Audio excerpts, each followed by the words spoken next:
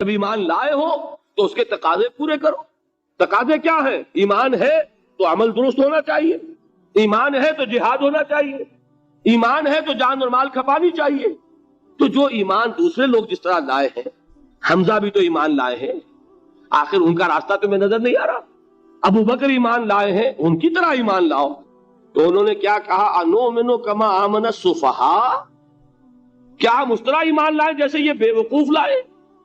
سفیہ کا لفظ تو سبھی جانتے ہیں، یہ سفہاء کسے کہہ رہے ہیں؟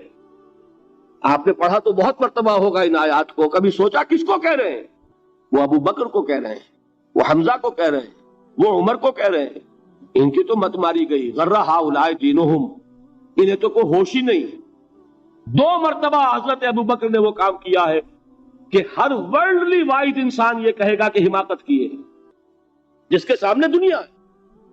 جب ہجرت کے لیے حضور تشریف لے جا رہے تھے، 40,000 درہم کا سرمایہ تھا، جبکہ حضرت ابو بکر ایمان لائے. مکے کے چوٹی کے تاجروں میں سے تھے، جو ملک تجار کہلاتے. لیکن اب وہ روپیہ کہاں خرچ ہوا؟ بلال کو خریدا، روپیہ دے کے خریدا یا ویسے ہی خرید لیا؟ آزاد کر دیا. ابو فقی کو خریدا، آزاد کر دیا. 6 ہیں غلام اور کنیزیں محمد الرسول اللہ پر ایمان لانے والے، جن کو ابو بکر نے اپنے پیسے سے خریدا اور آزاد کیا. یہ روپیہ تو پگھل رہا ہے نا. جو تھوڑی بہت پونجی رہ گئی ہے، تو جب حضرت حضور ہجرت کے لیے تشریف لے جا رہے، وہ ساری پونجی اپنے ساتھ لے گئے، گھر والوں کو چھوڑ کر گئے. بوڑھا باپ اندھا ابو قحافہ، بعد میں وہ بھی ایمان لے آئے. اور یہ ابو بکر ہیں کہ جن کی 3 نسلیں ایک وقت میں موجود تھیں مسلمانوں کی. ابو قحافہ مومن، ابو بکر مومن، اور ابو بکر کی اولاد مومن، عائشہ، اسماء اور ابو بکر اور عبد الرحمن ابن ابی بکر. یہ کون ہے؟ تو 3 نسلیں جس کی بیک وقت رہی ہیں ایمان میں، وہ شاذ لوگ ہیں، ان میں ابو بکر. لیکن یہ کہ اس وقت تک ابو قحافہ ایمان نہیں لائے تھے، والد نابینا تھے. تو والد ہے، بیٹیاں ہیں، حضرت عائشہ، حضرت اسماء حضرت رضی اللہ تعالیٰ عنہما، بیوی ہے. کچھ نہیں چھوڑ کے گئے، ایک پیسہ.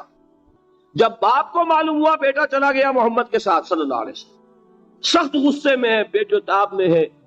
اب ہمارا کون والی وارث ہوگا؟ کون ہے ہماری خبرگیری کرنے والا؟ بیٹیوں سے پوتیوں سے اپنے پوچھتے کچھ چھوڑ کے بھی گیا کہ نہیں؟ ان کا ہاں ابا جان. کیا کیا انہوں نے؟ کبھی پڑھے ہیں واقعات؟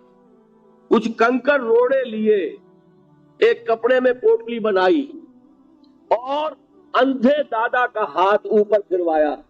دیکھیے دادا جان، یہ چھوڑ گئے ہیں، یہ مال ہے، یہ سونے اور چاندی کے سکے ہیں، ابا جان ہمیں ایسے نہیں چھوڑ کر گئے. واقعہ کیا ہے کہ ایک پیسہ نہیں چھوڑا ابو بکر نے گھر والوں کے لیے. سب کچھ لے گئے کہ کیا پتا محمد کے ساتھ جا رہا ہوں، کس وقت کیا ضرورت پیش آ جائے صلی اللہ علیہ وسلم. تو یہ کوئی عقل مندی کی بات ہے؟ اپنے غریبانوں میں جھانکی آپ یہ عقل مندی کریں گے؟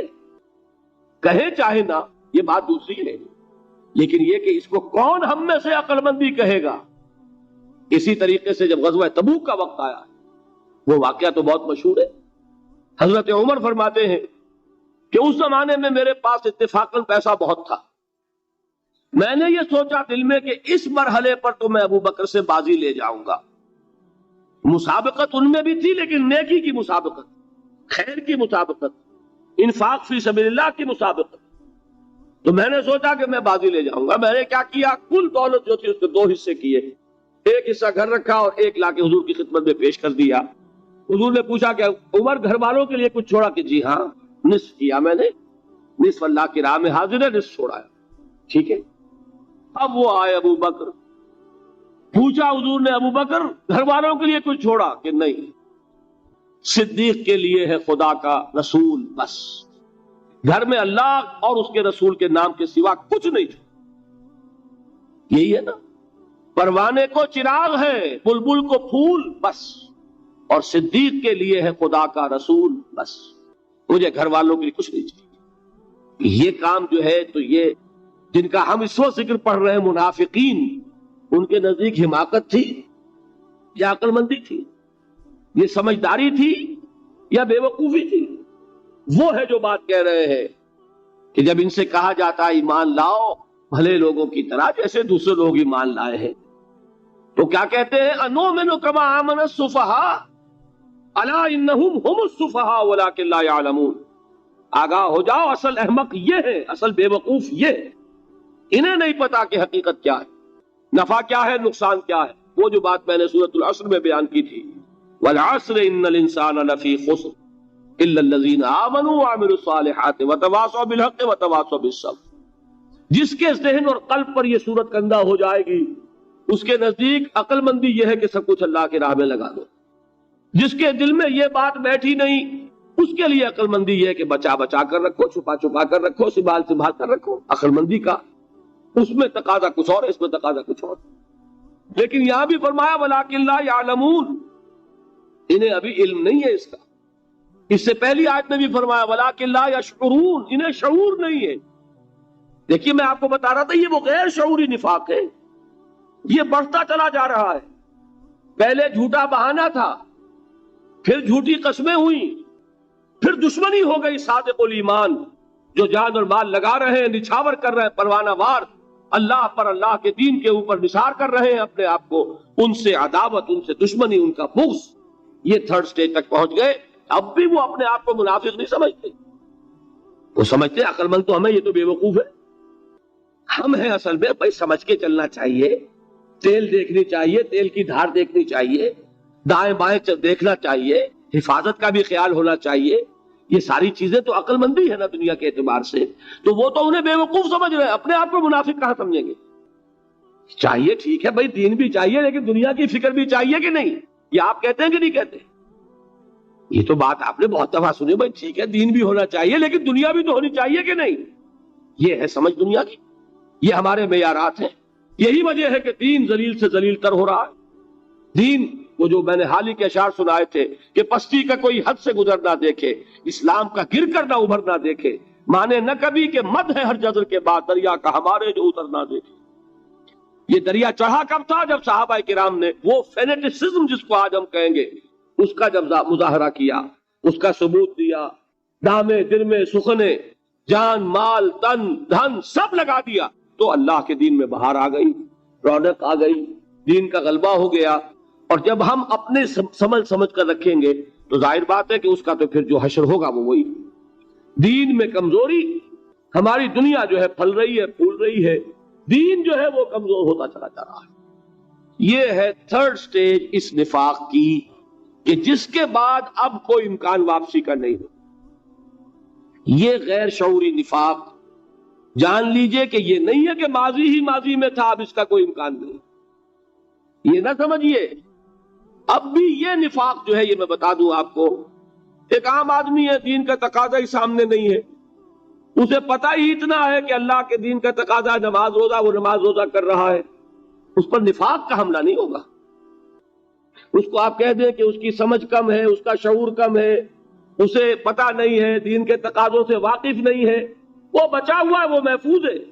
وہ جو میں نے آپ سے کہا تھا پرسوں، اور ایک صاحب نے جواب دیا مجھے بعد میں کہ آج آپ نے جو بات کہی ہے تو کل لوگ کم آئیں گے. آپ نے ڈرا دیا کہ یہ جو تقاضے دین کے سامنے آ رہے ہیں تو اس سے ذمہ داری بڑھ رہی ہے.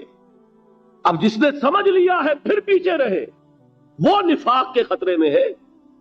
جسے سمجھ ہی نہیں ہے وہ پھر بھی کوئی نہ کوئی عذر پیش کر سکے گا کہ اللہ ان مولویوں سے پوچھ جنہوں نے ہمیں بتایا نہیں، انہوں نے تو دین کے تقاضے ہمیں یہ بتائے نہیں، انہوں نے تو ہمیں نور اور بشر میں چکر دے کے لڑائے رکھا. ان سے پوچھ. اصل سے مجرم جو ہے وہ یہ ہے، وہ واقعہ یہ ہے کہ کسی درجے میں بچیں گے کہ دین چاہتا کیا ہے، دین کے تقاضے کیا ہیں، توحید کی حقیقت کیا ہے، شرک کی حقیقت کیا ہے.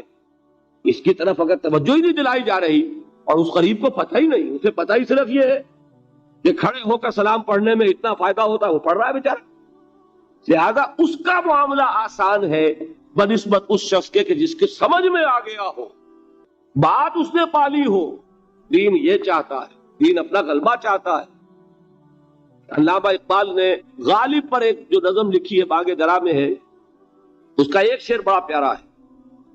گیسوئے اردو ابھی منت پذیر شانہ ہے، شمع یہ سودائی یہ دل سوزی یہ پروانہ ہے. یہ دین جو ہے یہ تو چاہتا ہے کہ اہل ایمان پروانہ وار اس شمع پر نثار ہو جانے لگا دے. گردنیں کٹوا دے. وَلَا تَقُولُوا لِمَنْ يُقْتَلُ فِي سَبِيلِ اللَّهِ أَمْوَاتٌ بَلْ أَحْيَاءٌ وَلَكِنْ لَا تَشْعُرُونَ.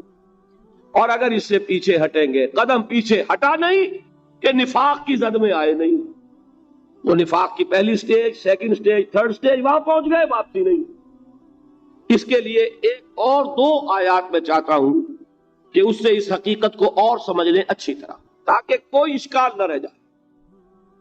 ایک آیت تو میں نے شروع میں پڑھی تھی، ایک نہیں ہے، یعنی ایک جگہ سے سورہ عنکبوت، اور ایک آیت ہے سورہ حج کی، وہ میں نے شروع میں تلاوت نہیں کی. سورہ حج کی آیت دیکھیے، اس قدر پیاری آیت ہے. دوسرے رکوع کے اندر آپ کو آیت ملے گی، سورہ حج 17ویں پارے میں ہے، نصف کے بعد شروع ہوتی ہے، اور اس کے دوسرے رکوع میں وَمِنَ النَّاسِ، اور لوگوں میں سے کچھ ایسے بھی ہیں، مَن يَعْبُدُ اللَّهَ عَلَى حَرْفٍ، جو اللہ کی بندگی کرنا چاہتے کنارے پر کھڑے ہو کر. ایک ہے منجدھار میں کودنے والے کہ ہر جباد آباد ماں کشتی دراب انداختے، جیسے کہ طارق نے کیا تھا، ادھر ساحل اندلس پر قدم رکھا، ادھر کشتیوں میں آگ لگا دی، کہ کسی کے دل میں خیال ہی نہ آئے کہ واپسی بھی ہے، کوئی کسی کے ذہن میں سوال ہی پیدا نہ ہو کہ اب گھر واپس جانا ہے. طارق جمر کنارہ اندلس سفینہ سوخت، گفتند کار تو رہے عقل و خرد خطاست. دیکھیں وہی عقل اور بے وقوفی والی بات آ گئی. لوگوں نے کیا یہ طارق کیا کیا، عقل مندی کی روح سے تو یہ غلطی کی تم نے.